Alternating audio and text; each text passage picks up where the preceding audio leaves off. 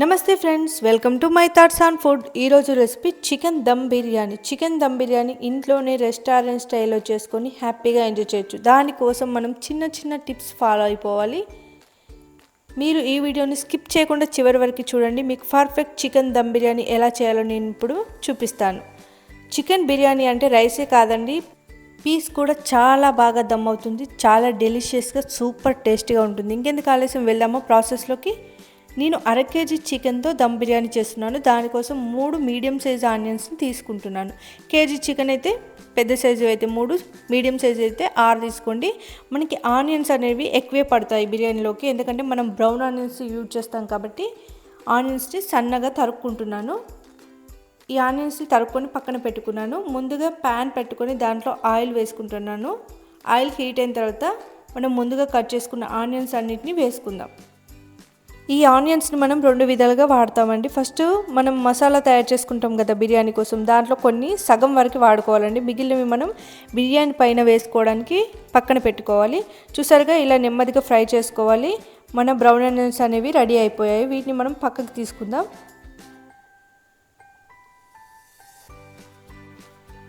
ముందుగా మనం చికెన్ని మంచిగా నీట్గా వాష్ చేసుకోవాలి. ఇలా నీట్గా కడుక్కున్న చికెన్లో మనం ఉప్పు, కారం, పసుపు, ధనియా పౌడర్, బిర్యానీ మసాలా వేసుకున్నాను. అలాగే కొత్తిమీర, పుదీనా వేసుకున్నాను.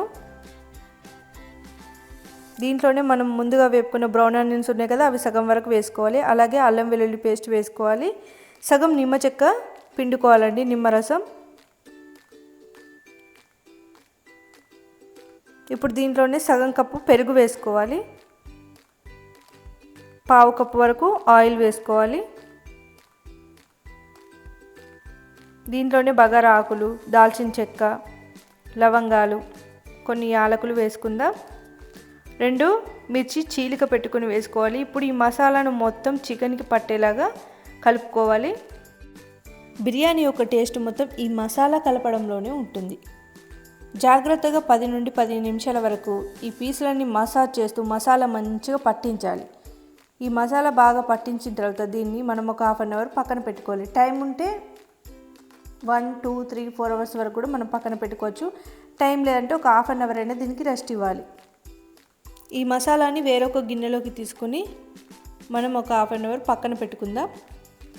బిర్యానీ కోసం మనం 2 కప్పుల బాస్మతి రైస్ తీసుకుంటున్నాం. అర కేజీ చికెన్కి 2 కప్పుల బాస్మతి రైస్ తీసుకొని వాటిని మంచిగా కడుక్కొని ఒక అరగంట పక్కన పెట్టుకుందాం. ఈలోపు మనం ముందుగా మ్యాగ్నేట్ చేసుకున్న చికెన్ ఉంది కదా, దాన్ని బయటికి తీసుకుందాం. బిర్యానీ వండుకునే గిన్నెలో ఆ చికెన్ మనం వేసుకుందాం. ఈ గిన్నెను మనం స్టవ్ పైన పెట్టుకుని మూత పెట్టుకొని 10 నుండి 15 నిమిషాల వరకు లో ఫ్లేమ్లో కుక్ అవనిద్దాం. చికెన్ మనకి ఇక్కడే 40% కుక్ అవుతుంది. మిగతా 60% దమ్ చేసుకున్నప్పుడు కుక్ అవుతుంది. దీనివల్ల పీసులు అనేవి చాలా బాగా డెలిషియస్గా వస్తాయి, చాలా టేస్టీగా ఉంటుంది. ఇప్పుడు మనం ఒకసారి మూత తీసుకుందాం. చూసారుగా, చికెన్ చాలా బాగా కుక్ అయిపోయింది కదా. ఇప్పుడు దీన్ని అడుగు నుండి ఒకసారి కలుపుకుందాం.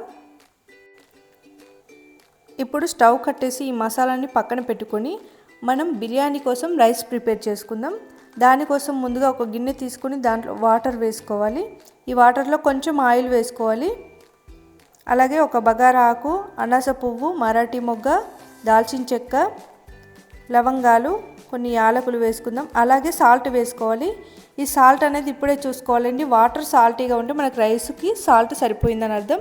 ఈ వాటర్ మరిగేటప్పుడు మనం ముందుగా నానబెట్టుకున్న బాస్మతి రైస్ ఇందులో వేసుకుందాం.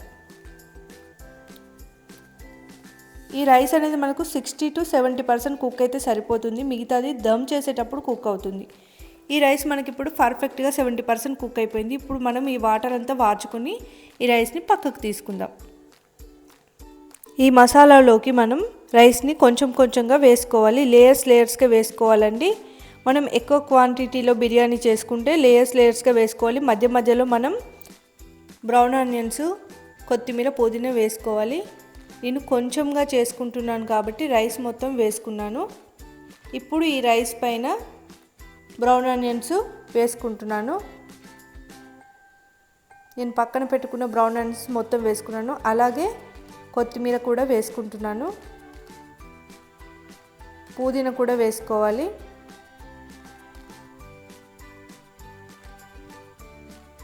ఇప్పుడు దీనిపైన నెయ్యి వేసుకుంటున్నాను.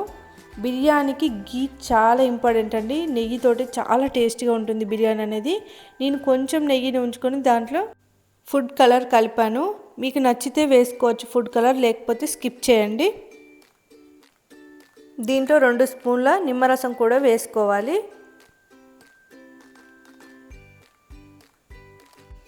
మనం మూత పెట్టుకొని మన బిర్యానీని దమ్ చేసుకుందాం. దానికోసం నేను స్టవ్ పైన చపాతీ పెనం పెట్టుకొని అది హీట్ అయిన తర్వాత బిర్యానీ గిన్నె పెట్టుకున్నాను. దానిపైన నేను రోలు పెట్టుకున్నాను. మీరు పిండి కూడా పెట్టుకోవచ్చు. పిండి లేకపోయినా ఇలా బరువు పెట్టుకున్న చాలా బాగా దమ్ అవుతుంది.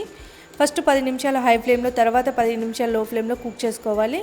స్టవ్ కట్టేసి 10 నిమిషాలు వదిలేసిన తర్వాత బిర్యానీ మూత తీసుకోవాలండి. చాలా బాగా కుదురుతుంది. ఇలాంటి వీడియోస్ కోసం నా ఛానల్ని సబ్స్క్రైబ్ చేసుకోండి. ఈ వీడియో మీకు నచ్చితే లైక్ చేయండి.